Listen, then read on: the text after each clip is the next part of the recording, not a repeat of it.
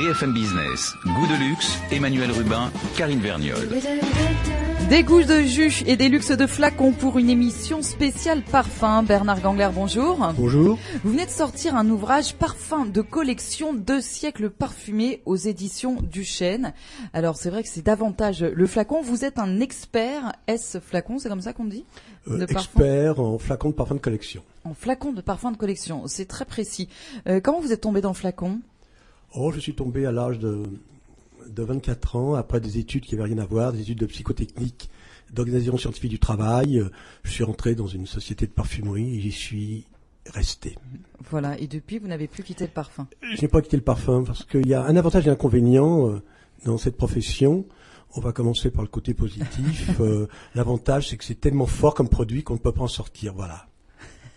Et l'inconvénient ? C'est qu'on n'en sort pas, tout simplement. J'ai envie de reprendre un peu la même formule de la poule et de l'œuf. Qu'est-ce qui fait finalement le grand parfum ? Est-ce que c'est le jus proprement dit, la fragrance ou le flacon ? Vous savez, la fameuse valse entre flacon et l'ivresse. Est-ce que tous ces flacons que vous racontez à travers votre ouvrage ont participé pour beaucoup dans la postérité de ces parfums ? Et si on prend l'exemple d'un numéro 5 de Chanel, est-ce que c'est d'abord le jus qui a fait sa grâce, ou est-ce que quelque part ce flacon qui demeure inchangé participe aussi de sa légende ? Non, c'est toujours le jus. Ah, vous êtes honnête en plus. C'est toujours le jus, c'est l'olfaction.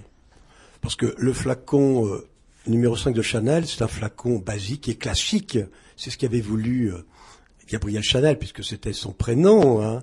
Mais c'est le jus, c'est toujours le jus. D'accord. Le nom, est-ce que le nom joue ? Parce que là, on est à Chanel. D'ailleurs, vous proposez plusieurs pages dans votre ouvrage sur les parfumeurs, sur les couturiers parfumeurs. Le nom fait beaucoup aussi. Le nom, c'est très important. Le nom fait partie du rêve, oui. Alors, mais le nom, c'est la marque ou c'est simplement le nom du parfum ? Les deux, mon capitaine. Je pourrais dire les deux, mais c'est surtout le nom du parfumeur, le nom du couturier. D'accord, le côté marketing. Et le côté également, ce qui peut jouer également, c'est le verrier, tel que Lalique par exemple. Oui, justement, parce que bon, d'accord, le jus l'emporte, et encore heureux finalement dans une histoire de parfum, mais en tournant les pages de votre ouvrage, on s'aperçoit quand même que ces flacons racontent effectivement souvent des savoir-faire, des artisanats, des manières de sculpter. Ça raconte aussi beaucoup sur l'époque. On voit aussi les flacons évoluer selon les époques et s'inspirer des styles qui marquent l'époque, qu'on soit dans les styles art déco ou des styles beaucoup plus minimalistes aujourd'hui. Ils sont quand même pas innocents ces flacons. La preuve, c'est qu'on les collectionne et que vous en faites un ouvrage. Mais je dis toujours que au départ, le flacon de parfum, c'est un objet usuel. De cet objet usuel, c'est devenu un produit dit de collection, et aujourd'hui, il est rentré dans le cadre de l'art aujourd'hui. Un flacon de parfum, c'est comme une sculpture, comme un tableau de maître. Bien sûr, surtout qu'il y a des grands noms qui ont signé, dessiné des parfums. Hein, ce sont des œuvres d'art, oui. Et d'ailleurs, vous racontez, c'est vraiment le préambule de l'ouvrage, comment lors d'une vente aux enchères à Drouot, c'est pas si vieux que ça, hein, c'est 1986. 1986, c'est là le tournant où le flacon de parfum est devenu véritablement objet de collection. Oui, c'est-à-dire avant 1986, les flacons n'avaient aucune valeur. On trouvait des flacons, à l'époque il n'y avait pas des vides-greniers comme aujourd'hui, mais il y avait les puces de Saint-Ouen, il y avait la foire au jambon. C'était presque de la bimbeloterie, quoi. C'était cela, et ça n'avait rien du tout. Et puis, il y a eu cette première vente avec un commissaire-priseur qui s'appelle Maître Néréminet, et qui a eu l'audace de vouloir faire cette première vente, parce que aucun commissaire-priseur ne voulait. Tout le monde disait, mais vous plaisantez, vendre des bouteilles, nous vendons des tableaux, des œuvres d'art, des sculptures, on n'en veut pas. Et ce commissaire-priseur, lui, il l'a voulu, et ce fut vraiment un grand succès, et c'est de là qu'a démarré cette collection. Alors on va revenir dans un instant sur quelques-unes des pièces sublimes qui sont dans votre ouvrage, Bernard Gangler. Lionel Payès, notre chroniqueur bien-être, vous qui avez longuement réfléchi à la question, n'est-ce pas ? Qu'est-ce qui fait qu'un parfum va rester dans l'imaginaire collectif ? Qu'est-ce qui fait qu'il va devenir un grand classique ? Moi je pense que justement la forme du parfum. Alors le paradoxe aujourd'hui, j'ai l'impression, c'est que on a une famille de parfums dans les parfums contemporains qui misent tout sur le flacon, c'est-à-dire pour lesquels on pourrait dire que le jus n'a finalement pas d'importance. C'est les parfums les plus marketés, je dirais. Et puis, il y a des parfums aujourd'hui qu'on appelle les parfums de niche ou de créateurs, qui pour dire, nous, on mise sur la création, présentent des flacons plutôt minimalistes. C'est une manière de dire, voilà, nous, on ne veut pas s'abriter derrière un joli flacon. Nous, toute la création vient s'immiscer dans le jus lui-même. Oui, je veux dire qu'aujourd'hui, il y a deux catégories. Il y a les grandes marques où c'est du marketing pur. Car la réussite d'un flacon, d'un parfum, sa durée de vie aujourd'hui, lorsqu'il est lancé, est de 5 ans. Tous les ans, il y a environ 400 jus qui sortent et ils ne tiendront pas, il en restera un. Et le dernier grand jus qui est resté dans les annales, c'est Angel de Thierry Mugler, il y a 15 ans. Et depuis 15 ans, il n'y a pas eu de nouveaux jus. Par contre, c'est vrai, il y a ce qu'on appelle aujourd'hui ces parfums de niche. Ces parfums de niche, c'est très intéressant car ce sont des jus personnalisés. C'est très c'est réservé à une certaine clientèle, mais c'est la personnalisation du parfum. Et je crois beaucoup, justement, moi, à ces parfumeurs de niche. On y reviendra tout à l'heure sur ces parfums de niche. Angel, il est atypique justement pour ça, c'est que la forme même, c'est-à-dire l'étoile de Mugler, est à la fois originale et en même temps, ce parfum crée une nouvelle famille olfactive, une note qu'on a appelée gourmande. Donc là, on est dans la création du jus et l'hyper créativité du jus et du flacon lui-même. C'est assez innovant. Oui, il y a ce mystère du jus. Et je compare un musicien et un parfumeur.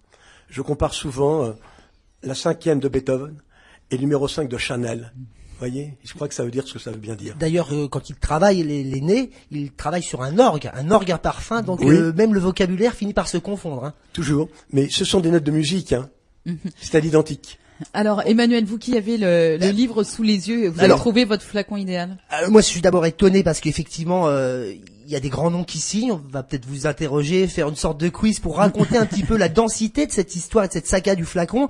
Je suis étonné aussi par parfois le côté kitsch de certains flacons. Il faut bien le reconnaître, pourquoi pas rater. Et puis surtout la modernité finalement d'époque qu'on n'attendait pas. Aujourd'hui, on a vu ces dernières saisons des flacons véritablement parfois très originaux. Alors je pense que peut-être celui qui a cassé le code à un moment donné, c'est Gauthier quand il a fait ce parfum, le buste qui reprenait le buste de Madonna. Mais on s'aperçoit que si ça a beaucoup marqué une époque, on va dire les années 80-90, et depuis aujourd'hui beaucoup de gens copient. On voit des flacons en forme de lingots, en forme de micro. Mais on s'aperçoit que tout avait déjà été fait en termes d'audace bien avant.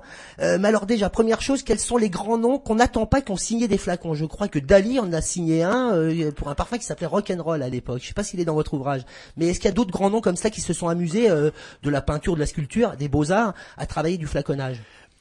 Flaconnage ou coffret. Coffret. Vous avez par exemple Jean-Gabriel Domergue, par exemple, qui n'était pas connu à l'époque et qui a travaillé pour les parfums Rigaud, par exemple. Juste aussi en me baladant comme ça, vraiment au hasard, est-ce qu'il y a aussi pas de la repompe et du copiage dans ce monde du flaconnage? Parce que je vois, écoutez, nous sommes page 246 dans les années 1920-1930. Alors une marque qui a dû disparaître, c'est Richard Hunut, qui cite un parfum qui s'appelle Le Début. Et vous regardez le flacon de ce parfum nommé Le Début, flacon en verre opaque bleu à facettes, c'est à peu de choses près ce que deviendra le flacon de Loulou de Cacharel quelques années plus tard. Alors repompe ou pas? Repompe, oui.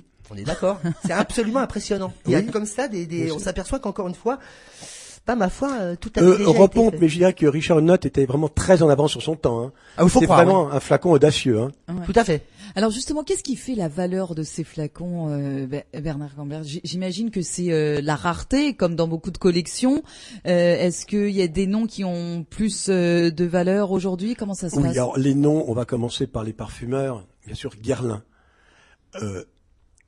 qui a été, qui est et qui restera le plus grand parfumeur à jamais.